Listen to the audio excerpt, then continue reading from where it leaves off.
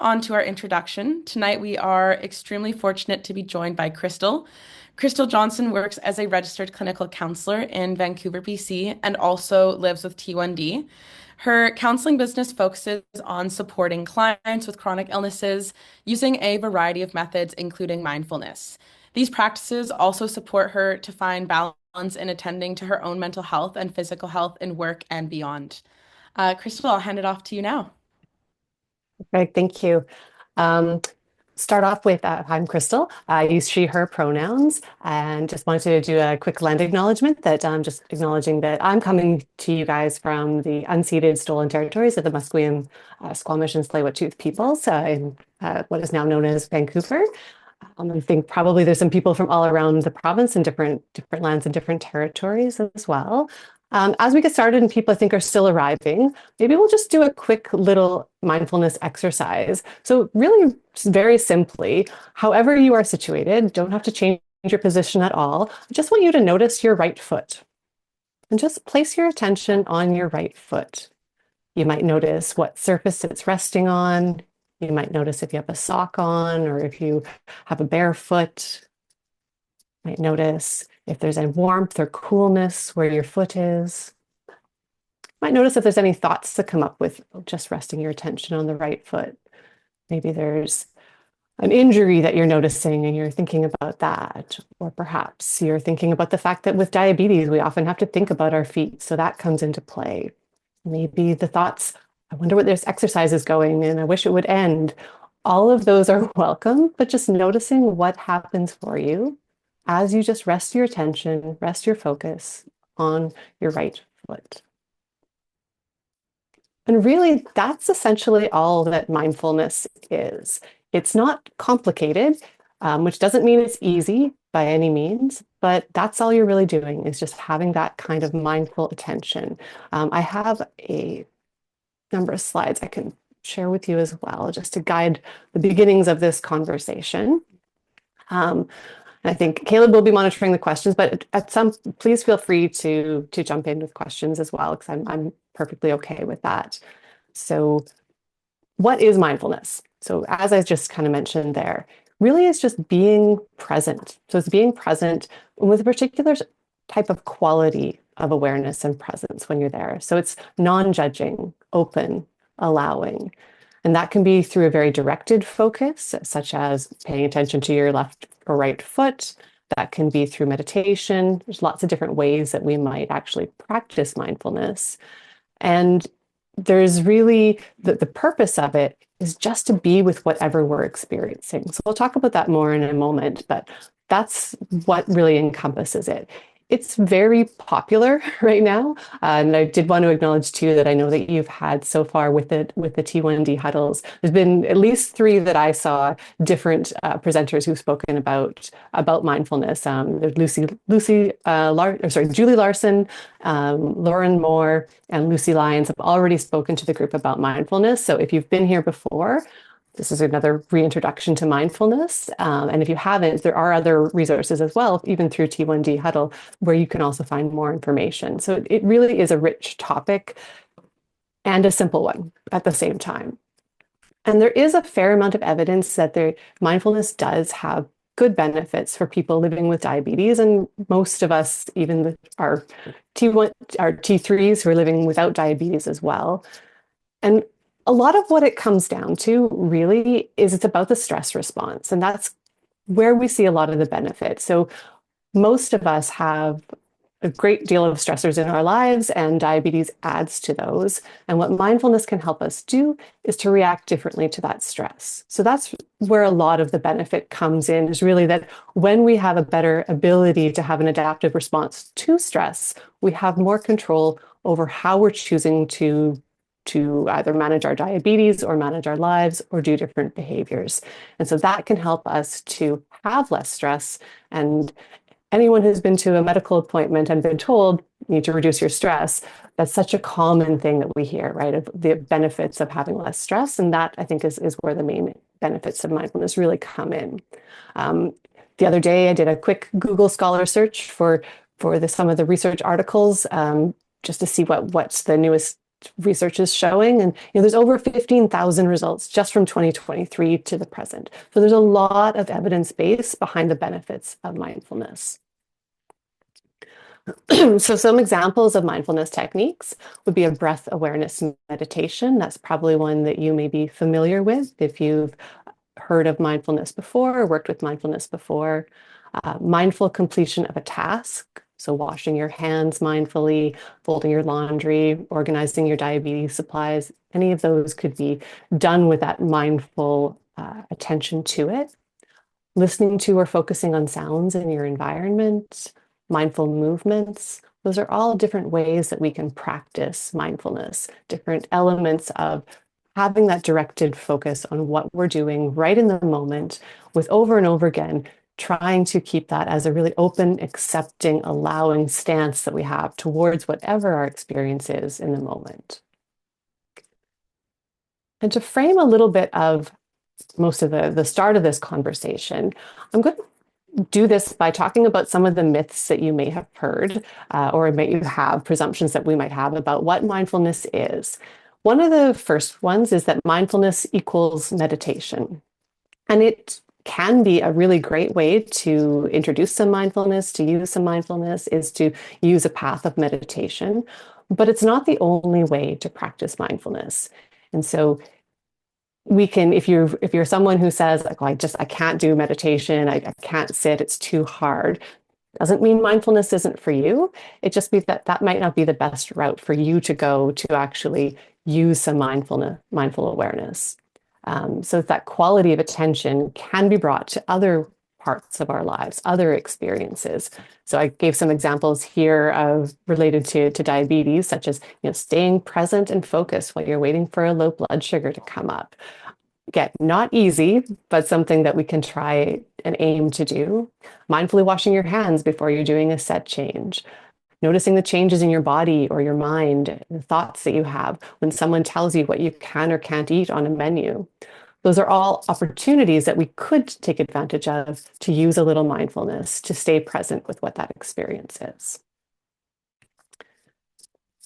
Another myth that I come across, and this one, it's hard to separate from, because typically when someone is wanting to practice some mindfulness, often the reasoning is that something doesn't feel good in our lives and we're worried about something, or there's some kind of place where we feel like there's something out of whack. And so we approach it with this idea of, I want to feel better. And unfortunately, the outcome of mindfulness isn't relaxation, and it isn't necessarily feeling good or feeling better.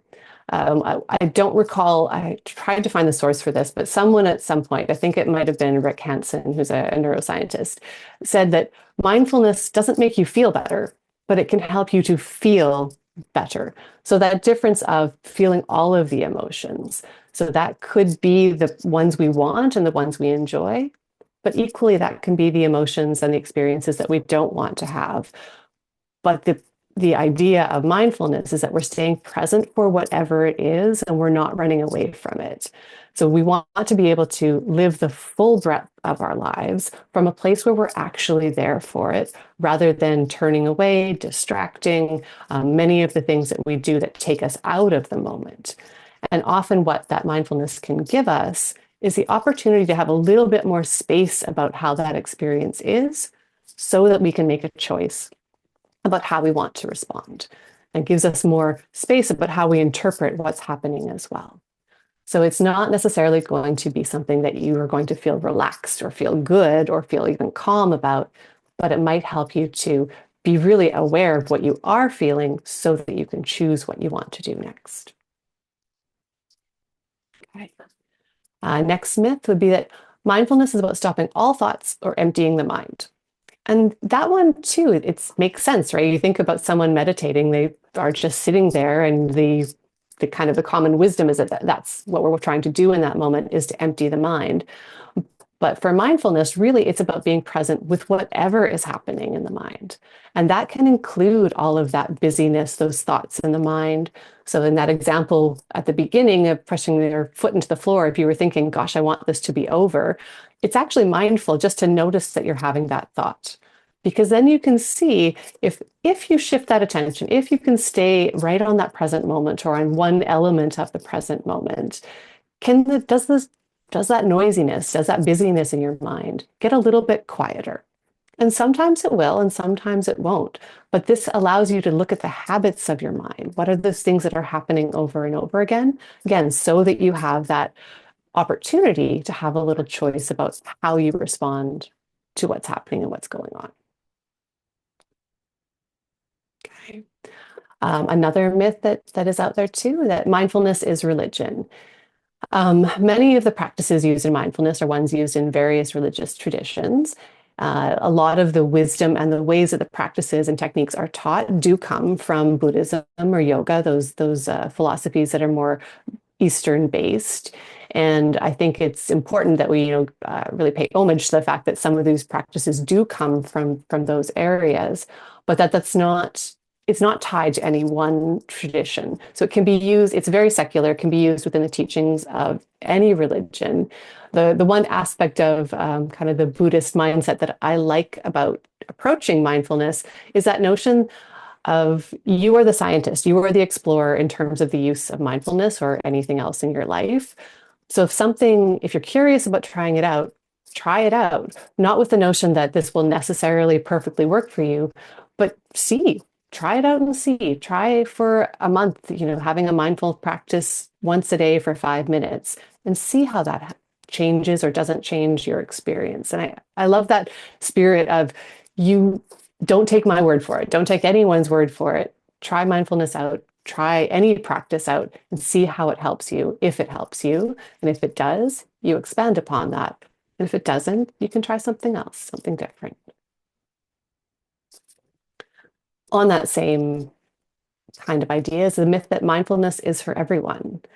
And this is something that gets purported quite a lot, particularly when you read any media about mindfulness, about present moment awareness. Meditation also gets this idea that everyone should be practicing some form of mindfulness, but not everyone should be. And so if you're trying out meditation, usually it's with more like longer meditative practices where people will have difficulty if they're going to, but it could happen with just more mindful exercises as well. If that's happening for you, if you're finding that you're having increased stress, negative psychological symptoms, stop. I mean, really, don't try to force yourself to be doing something if you're having negative consequences in your own life. This is an opportunity then to consult with a mentor. If you're really keen on continuing the practices, see if you can find someone who could teach you or to work with as a way to practice it. But it's important to listen to your own body, to listen to your own experience. And some discomfort is to be expected. When you're sitting with and staying with and being present with the breadth of experience that you might have, then absolutely, it might be that you do have an increase in some uncomfortable feelings for a while. But I think it's towing that line is what are the difference between, oh, this is uncomfortable because I'm staying with the reality of my experience and I'm having an increase in something that seems like it's out of proportion with what the situation is. Okay. Another myth that is out there too is that mindfulness should be used at all times. Planning and daydreaming are both healthy habits that are necessary for intentional living, and I would never want to get rid of those things. And also, there's some times when distraction is a great tool. So I don't think mindfulness is something to be used at all times. For example, if you find doing a set change or your daily injection, if you find that quite difficult, I wouldn't be encouraging you to stay present with those sensations as it happen. It's okay to distract yourself in those moments. That's all right. And so the power of mindfulness is in using it very intentionally. And when we are live with type 1 diabetes, we are already at higher risk of anxiety and depression. That's been pretty well researched. And so the trouble that sometimes we have is either excessive amounts of time thinking about the past is often related to depression. if we're thinking too much about the future, and this for me that's where my anxiety sometimes related to type 1 comes in, is thinking about the future and worrying about where that comes in, or distraction from the present, which can be related to addictive behaviors because we just want to get out of the moment. And so we can use mindfulness as a tool to allow us, when it is appropriate, to avoid going off into anywhere but here and staying where we are. So we can notice those patterns and reorient to the moment, but only when it's beneficial to do so. Other times, absolutely, it's okay to think about the future, daydream, plan, or to distract if that is called for in the moment. And the last myth that I wanted to just introduce is that mindfulness is a quick fix.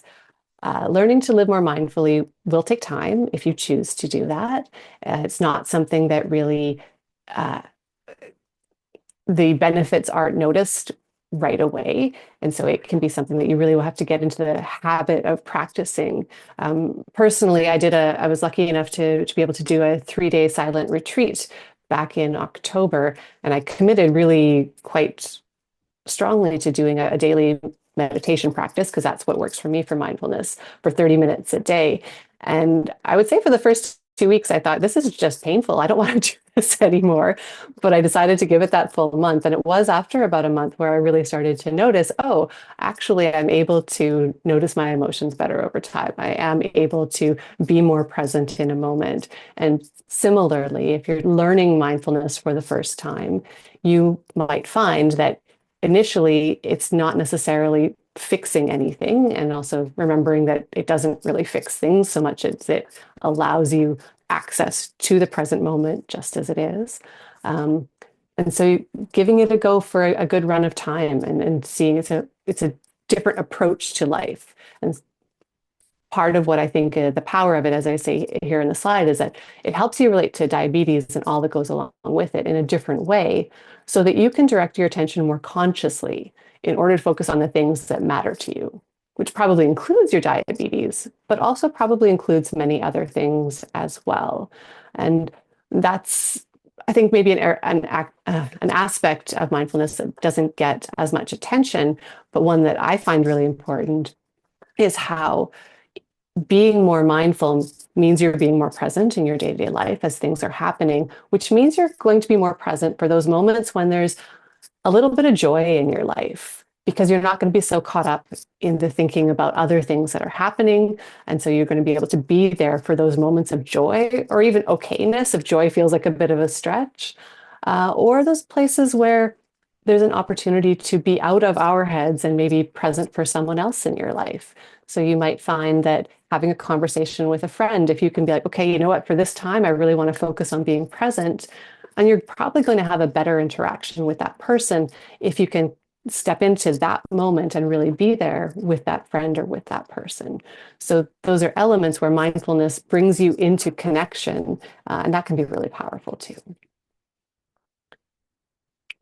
So mostly I was wanting this to be a discussion and to answer questions that come up as well. So that's all how I was going to frame the beginning of this, just to give an introduction into some of the myths that are out there about mindfulness. So I will stop sharing my screen. Okay.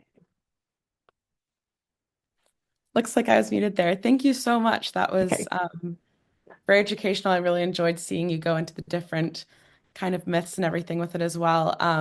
We do have a couple pre-submitted questions here Hmm. that I'll ask you, but I do welcome anyone to put some into the chat, or then following the pre-submitted questions, we can just, as you said, build an open discussion in the room as well. But the first one we got here was from Anonymous, and it was how to find calm when your blood glucose are elevating. For somebody who stays in range more than 85%, a high blood sugar can create anxiety, not because of the realization that they're out of range, but because of some clinical phenomenon that I want to understand as I seek answer to this question.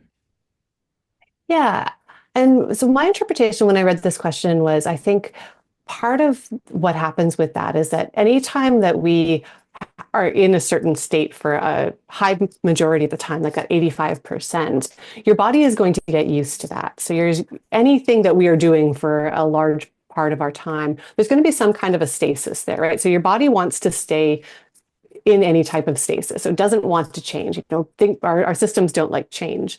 And my experience, and this is purely anecdotal, but that most of the type ones that I work with tend to have a higher degree of body awareness than people who don't live with type 1 because we're constantly having to be. And that's a big part of our experience is how much time we spend attending to our body sensations and our body signals all the time.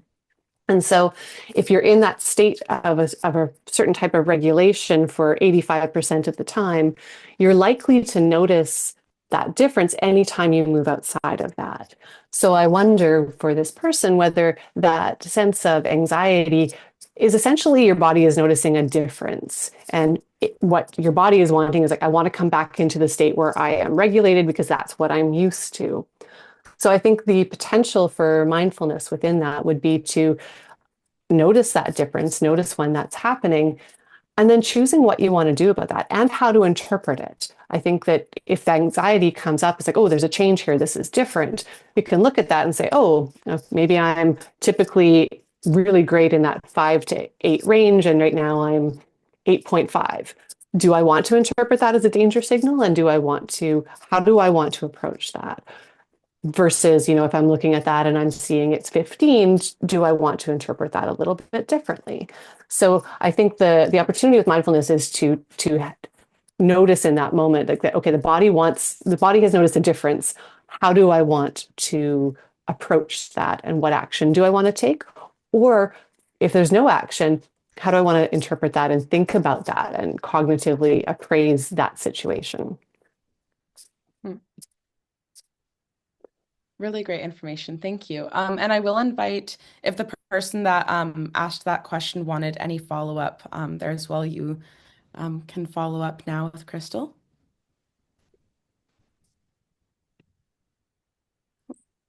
All right. And the next one here is please provide some insights on the effects of mindfulness on cholesterol and heart health. Okay. So I looked into this one a little bit too, and from what I can see, I couldn't find any strong links between cholesterol.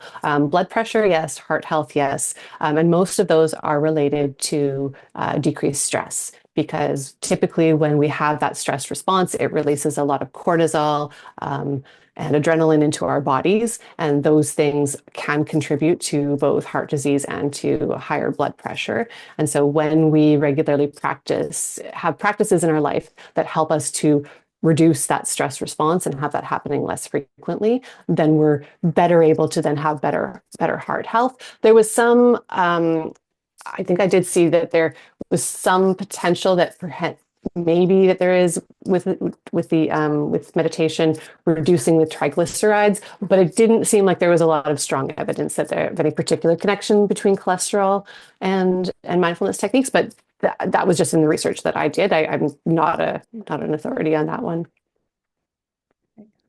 Thank you. And I do see one question too that came into the chat. It's I logged in late, so I might have missed what I'm going to ask, but how do you do mindfulness? Is there a technique or somewhere that sources how to do it correctly? And I think the answer to that one is that mindfulness is more a collection of techniques. So there isn't really necessarily one technique to do it. To go kind of back to the definition of what mindfulness is, it is that having a specific attention on purpose and having that non-judging, open awareness of that moment, that the moment or the experience that we're in. So that really can be done in a lot of different types of settings. If you're looking for a place to start and you're open to doing some meditation, 1 minute of breath awareness a day is a great place to start, of just really focusing on the in breath and the out breath and noticing and being fully present for that for 1 minute. And I say such a short amount of time because I think that it's a very approachable amount. And if you get through that 1 minute and you're like, that was great and so easy, great, do 2 minutes the next day. But I think it's a good place to start is by breath awareness, because it's something we carry with us all the time. You can access it at any time, and that allows you that little input into, okay, this is what my experience is now. This is my breath in this moment. And it can be interesting to track how that changes as well. Like, oh, I notice that when I'm about to give a presentation, my breath tends to be shorter and shallower. Okay, that's interesting to know. What is that telling me? What is that telling me about my response? And Sim, do you want to have any follow-up on that question that you asked? Nope, they said thank you. I did have a question as well. Mhm. Just in using those te different techniques, like what that would kind of look like for the different, I guess, anxieties that diabetes can cause. But say for when my blood sugars go high and I'm extremely frustrated at why they're doing this because it always feels like we do everything right, versus then last week I had my eye appointment. And although I didn't Mm. have any concerns that caused for me to think that I had like retinopathy or anything, I always get so nervous before any appointment that it will be the one where I find out that something has gone wrong. So I just don't know how you'd kind of approach mindfulness like in such different things, but all to do with T1D, I guess. Yeah, it's a good question. I think you would probably do different things in different situations. So, um, to go specifically to the two that you've mentioned right there, you can probably, I guess what I'd be doing is tracking, like really that mindfulness piece of it is tracking what is the emotion. And part of the tracking of the emotion and what's happening is then checking in with yourself as well. So this kind of gets a little bit more into more of the therapy side of things. But so for example, if you're having thoughts about the potential of complications, saying, reminding yourself in that moment, but in this moment, I'm here. What do I know to be true in this moment? I know that I'm feeling some anxiety and I'm waiting for my appointment. Okay. So that kind of bringing it right back to the moment and right back to what do I know to be true? Because that really is what mindfulness is, right? It's what is true in this moment. I know that I'm anxious and I know that I'm sitting here waiting for the appointment. So keeping it very narrow in terms of that scope, because that is the place where your mind is likely or potentially to be spinning into stories about what might be true and what might not be true. So bringing it back to what I know to be true is simply that I'm here. I'm here. I have some anxiety. Okay, that's good to know. And then you can choose in that moment. And this is where I think the piece about it's mindfulness isn't for every moment. If that anxiety is really high and you're like, you know what, this is turning into panic, you might choose to distract yourself in the moment. Read a book in that doctor's appointment. You might choose to have a friend to talk to. If it's at a point where you're like, you know what, I'm in that my window of tolerance, which is the place of arousal that is not so overwhelming that you feel like you're unable to cope, but not so low that you are like asleep, basically. But you're in that window of tolerance where you're like, okay, I can sit with this, then staying with that and like, okay, yes, how does this anxiety show up in my body? What am I noticing right now? What is happening in my body? And this, again, it's not going to take away the anxiety, and that's never our goal with mindfulness or with a lot of meditation practices, but rather to know that you can be present with it and then choosing, okay, how am I going to interpret this moment and how am I going to choose to act in that moment? Is Right. that helpful? Did that kind of hit upon what you're going at? It really was, but it's almost a relief that you keep saying and like reassuring that just it is okay to distract yourself at times, because I feel like it's always, oh, if you don't directly approach the issue, then it's this avoidance. But like sometimes that is what you need to do, I think, in that moment, if it really is creeping up, is like read your book, scroll on your phone with it. So no, that really Yeah. helps to just be in the moment, but also it's like a breath of just like, okay, I'm allowed to have these Yeah. distractions when things are getting stressful with it, and I'm allowed to kind of remove myself from my own being and then work on how I'll approach it next time. So I really appreciate that. Absolutely. Yeah. Yeah. We're definitely not trying to turn everyone into mindful robots all the time. It would be exhausting. I don't say I think it'd be overwhelming to be mindful at every moment. There's times when do need to turn off. Yeah. And I do see another question in the chat here. It's one challenge I face when trying to meditate or have quiet time to manage stress is that my thoughts constantly focus on my diabetes, how I'm feeling in the moment, my blood sugar levels, and body awareness. This makes it hard to fully shift into a calm, centered headspace. Do you have any techniques or recommendations for navigating this and achieving a more meditative state? Yeah. you're probably going to be annoyed with me saying this yet again, but I think one thing is that the goal of mindfulness isn't necessarily to be calm. And I think that this person is looking for a calm meditative state, so that might be a little bit different. But I just really want to reinforce that the goal, the outcome that we're looking for is to be present with whatever is here. And so those racing thoughts can be what you're working with too, is that awareness of what is my thought pattern in this moment.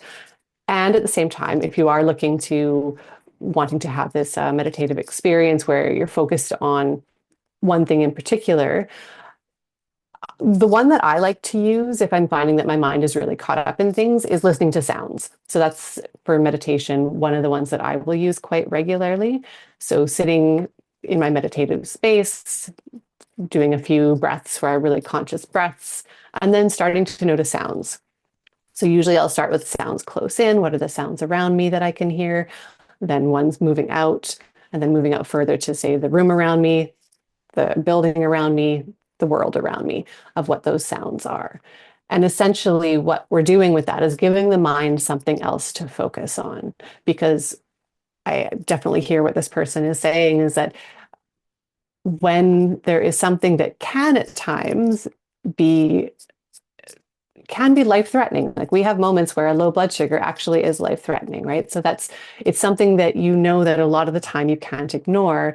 But if you've already confirmed you're in a safe zone, you're okay to do this, then using a focus of your attention, people do use the breath, but I find that when my mind is a little bit too racy, then I tend to want to use a sound meditation. I find that more effective, or a guided meditation. I think that's also something that works really well.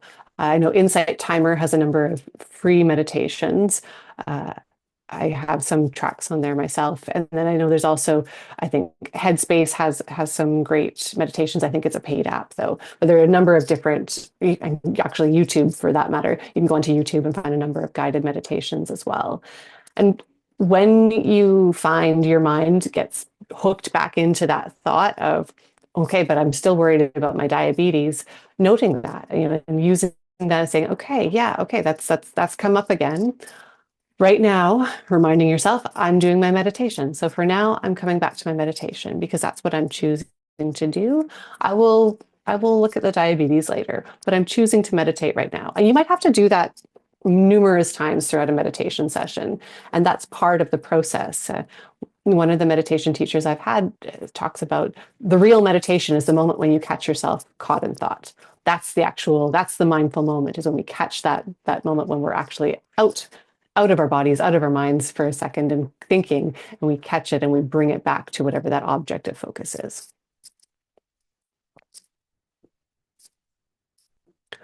Oh, I can't hear you. I think you're muted, Caleb. Oh, oopsies. Sorry. So I do see that they responded and said, thank you, great advice. To focus in on sounds, will try. Okay, awesome. Great, wonderful. And our next question here is, it cut off a bit, but I believe it says, can art and photography be a form of mindfulness? Absolutely. Yes, I love that question. Yes, one just in general, I mean, the short answer is just yes. One project that I did for myself at one point when I was really trying to learn to be more mindful is I would choose a color. And every day I would go out and take a picture of everything I could see that was blue, for example. And that would be a way of focusing my mind and being attention, being mindful. And it's amazing how I would find that, certain colors were everywhere. And I never noticed that before, and others were much harder to find. Uh, all that to say, it's a great way to actually be very, very mindful and present.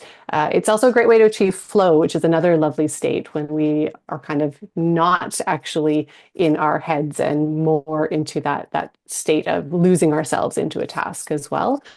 So it can flow between both of those things, I think. Great.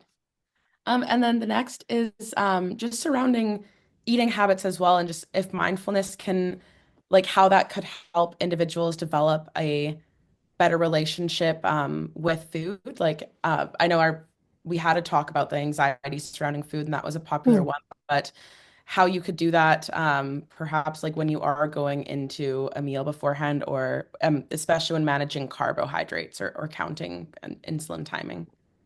Hmm. Yeah, and I think it comes down to with the mindfulness again of noticing that reaction. So noticing what the anxieties are so that you can choose what your response is in a moment. So maybe taking that time if you're planning, say, a birthday and you're going out for a special meal, you might check in with yourself, have that moment before you're heading into this eating situation, checking in. What's the anxiety? What am I feeling about my diabetes today? How am I wanting to approach it? So that then there is that greater amount of space in your choices. And you might choose, okay, you know what? Today has been a crap diabetes day. I'm not feeling like things are going well. I'm feeling already a little bit on shaky ground. I don't feel like I have the resilience to tolerate if I see my numbers going up. So I'm going to choose a high protein meal, and I think I will just let the carbs, that's going to be for another day. Or that check in might have the opportunity where you realize, you know what, today I'm feeling like I'm feeling okay with how I'm managing things, and I'm feeling like I have a solid grounding in this moment, and that if I'm seeing that rise, I am going to be able to tolerate that and to just monitor and be able to see what I would choose to do as the night goes on. So I might choose a higher meal that day because I feel like I have that space within to be able to manage what that looks like. And then as that evening goes on, I think mindfulness also works in terms of how often you want to check. You know, you might choose to be like, okay, today, because I did have something higher carb, I know that it's going to be rising. So maybe I'm going to set an alarm and I will check it every 10 minutes, but not more than that. So being able to have some strategies in place about, and when I see that number, I'm going to also then check in and say, okay, but I'm also having this great meal with my family and I'm choosing to have it be for this night. It's okay. Or it could be the opposite too, that this is not okay for tonight. So I'm going to be a little bit more vigilant about it and really on top of dosing, small doses to bring it down again. So I think it comes down to looking at that moment and being able to get really familiar with your own reactions in the moment and be able to use mindfulness to choose how you want to continue to monitor and to treat, so to speak, as the evening goes on or as the day goes on. Right. Yeah, it's really wonderful to hear that, especially because the next kind of question that it was leading into was about like CGMs and technology with it, Mm. and just hearing how that can be incorporated. Like maybe that is setting those timers instead of checking down at it every single minute. It's very interesting seeing how mindfulness can really be applied across every single aspect. I guess my last question here, and I'm still open for any to ask. It was their first week getting into mindfulness, say for myself. And so Mm. what that would look like, just choosing 1 minute every day, or would you recommend like trying out different methods, like one day doing like the photography method you mentioned, or something like that? What it could look like for people that are trying to find out what works for them the best. I would recommend choosing something and sticking to it for at least a week. And so you try that for a week and you have, say, breath awareness and you try practicing that every day for a week. And then if you're like, this just isn't cutting it for me, then trying something different. Like any new thing that we're trying, I think you need to have kind of repeated exposures to it before you really have an idea of how it might work for you. So I would personally, I think I really encourage you to try it out for an extended period of time before you decide whether or not a particular method is working very well for you. Mhm. And with Absolutely. just a comment on the technology too, I think it is such it's an absolute blessing for us all, and it can be such a curse at the same time. And I do believe that having some practices of mindfulness can be really useful around how often we check, when we're checking, seeing if we can trust our alarms where we are choosing to manage it. And it's such an individual thing how much we want to be engaging with our technology at any one time, but really looking at what's working for you and working in the sense both of your time and range and how you feel about that, but then also in terms of your life and your lifestyle. So I think that we have that it's a tricky relationship with technology. Yeah, absolutely. It's so helpful, but then you even think about the when people speak about the losing sleep and everything there as well, it can be very difficult. I Absolutely. do see another question that just came in here as well. Mhm. Speaking about the timing. So, which time is best, if you've seen based on any studies or just meditating morning or evening, if there is one, or if you've seen any stats or studies surrounding that? Off the top of my head, I'm not sure what the stats and studies are. I know most people typically recommend first thing in the morning because I think two reasons. One is that our minds are pretty relaxed and fresh first thing in the morning. So we haven't had the all the stressors of the day that are coming at us. So it sets the tone really nicely. And the other thing is that by the end of the day, we might get busy and forget and things get in the way of it. So there's a lot more things that can end up getting in the way for most of us by the end of the day. That being said, if 7 o'clock at night is a time when you always have time, do it at 7 o'clock at night. There's definitely no rules about how, to do this or when to do this, but I think the time that you can consistently do it is the best time. If morning is possible, I would encourage that as a place to start. Wonderful, thank you. Yeah, okay. Oh, and I see, yeah, they say thank you in the chat as well. Another one is how can parents or caregivers of people living with T1D use mindfulness to support their loved ones' well-being? Yeah, that's a tough one. I think it's I'm less familiar with that being the person who actually lives, and I tend to work with people who live with type 1 themselves as opposed to with families. Where I can see the potential would be to be, again, noticing your own responses to what your child is going through so that you can then choose two things. One, is it a time when you really want to intervene, or is this a time when it is more appropriate to let them to manage themselves? And that's obviously going to be very different depending on the age and ability of the child to be self-managing. But then also to modulate any kind of an emotional response that you're having in that moment as well. I think modeling adaptive coping is going to be beneficial for your child, for your family members, if you are able to demonstrate that yourself and that ability to be with whatever is coming up. I think when someone is living with type 1, to have the people around them be able to stay present with whatever they're going through, whatever their emotion is too. That's a huge bonus for everybody to have that kind of a support where there is no running away from and there is no trying to fix.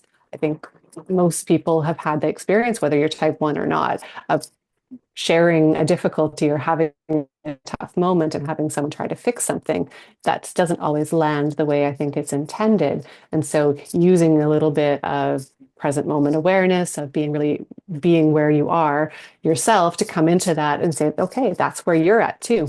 I can stay with this. I'm not going to run away from this. I can be with that feeling, those big feelings, whatever they are, can be really powerful. It can help to support people. Right, absolutely. I've been thinking about how that could be beneficial for me to share with family. Mm. Just when I won't even have an emotional reaction to what my blood sugars are at, and then it's when someone else comments on it that then I'm like, well, now I'm frustrated because I had already taken the insulin, I've already done the things, but then now I have to tell someone I just did all of the things. So just being okay, I wonder if what's going on right now. What did they say they were doing? Did they say they were in class? Were they at work? Is this they've likely handled it? Do they always handle it? Stuff like that. Yeah, Another yeah, really good one to think about when explaining it to other people of why it can sometimes become a frustration for myself. yeah. I mean, so much of this whole topic is really about making space to be able to have that little pause, right? That's a lot of what mindfulness gives you is just that time to have a little pause to then consider what's next, and to consider facts as you're talking about there too. Like what actually do I need to do in this moment? What is actually going to be appropriate? Yeah, for sure. I see another question. Oh, thank you, Sim. Um, and is there evidence that mindfulness interventions is there evidence that they can reduce the risk of complications for T1D patients? I haven't read any specific the only the evidence for improved health typically around the fact that it is that stress response. So we have decreased stress, which tends to have better effects on some of the complications like heart health, blood pressure, some of those aspects that can come into it with it. And then also, I think that what I've also seen as well in the research is that there's better willingness to manage. I'm very careful not to use the word adherence to treatment or anything like that because that makes me cringe at that idea of being told that you're either compliant or non-compliant as a person living with type 1. But I think that in terms of the feeling able to change behaviors, to make some of those behavioral changes, there is a greater ability to make those when there is a little bit of space, when there is that ability to practice some of that mindfulness so that there's not quite the same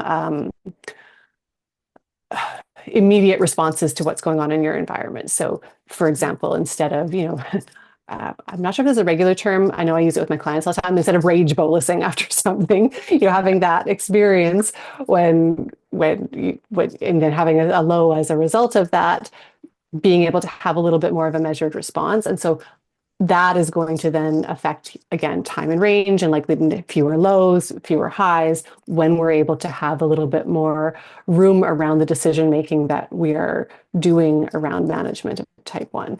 So I think there is behavioral changes do occur because of using mindfulness techniques. I don't know specifically of any particular complications that are known to be reduced other than the heart health because of the stress difference.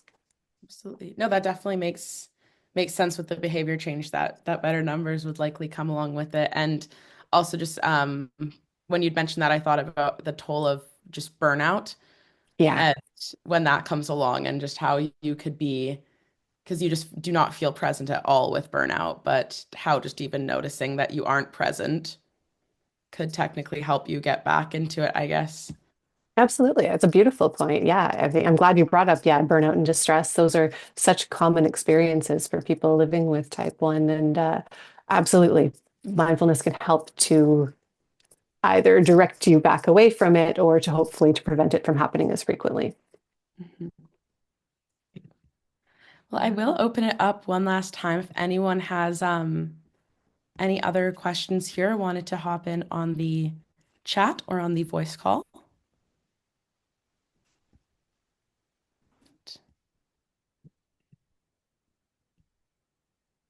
All right. And Well, I'm thank you. just a quick little, Oh, I don't know whether people get a copy of the slides or not, but my email address was on there. If you do have any questions too that you wanted to ask privately, I'm very responsive to emails and anything like that. So please feel free to reach out if you have questions. I'm happy to answer them as well. So that's out Sorry, there. can I pop in for a sec? I just thought of something just as you were closing it, Caleb. Um, is mindfulness a singular practice, or can you have like a buddy to do it with? Your for me, for example, my husband. Yeah. I think it's actually a great thing done with other people. I'm really glad you asked that question too. There's a lot of the different types of groups that they are more meditation focused, and often Buddhist practices and Buddhist basis to them, but really do emphasize the power and the benefit of group meditation or group practices, because I do find that ends up being there is a different experience that we have when we do these things with other people. And so it can reinforce the habits. So that's one part of it is we get to have that accountability partner in many ways, but also we can see the results both in ourselves and in the person we're practicing with when it's someone who's close to us, like your husband. And so I think it can be a great thing to do in partnership or in group if it's out there, if it's possible. Okay, great. Thanks. You're welcome. And I do see that Sim also asked if you could give your email address again, or if maybe one of our team could put it in the chat there. And then we also got another question that just came in, which is what is a good way of balancing mental health versus physical health when it comes to taking care of yourself and all that entails, knowing that it's often a trade-off? Yeah, and that's one, unfortunately, I can't answer for. It's such an individual thing. Some people um, choose they're most mentally healthy when they have a very strict regimen, when things are very tightly controlled. That for them is where they're going to have the best mental health. Other people tend to do better mentally when they have more lax rules. And so uh, I wish I could give an answer to that, but I think it really is such an individual thing. And maybe the place where there is room for you to think about, whoever asked this question, is that it is a really individual thing. So getting curious about at what point, like what level works really well for you, and then as best you can, trying to tune out the noise of everyone around you who's telling you that it needs to be something different, because there's so much comparison also within diabetes. Like, we look at other people. I personally, I follow a number of different Instagram accounts, and most of the time it's wonderful to have that sense of community. And sometimes I'll see someone's flatline with their CGM, and I just want to throw something through a window. So I think so mindfulness, I don't do it, but I think that it is absolutely getting to know what works for you, maybe bringing some mindfulness to that in terms of what you're finding is most appropriate for you, where you're finding that you're thriving best, and then trying to avoid too much comparison with what other people are choosing for their lives, because their lives are going to be so different than yours. And they say, love the perspective. Thank you. You're very welcome. All right. I don't see any other questions that came up in the chat there. But thank you so much for the presentation and the discussion tonight. I feel like it was so inspiring of wanting to give it a try, as I'm just that person that always would just say, okay, well, there's just too much going on. I'm always thinking about all of these things, but yeah, it was really inspiring to see how we can incorporate this into our lives at all times. So I really appreciate that. And we'd all like to thank you for just joining this huddle and sharing your knowledge and expertise on such an important topic.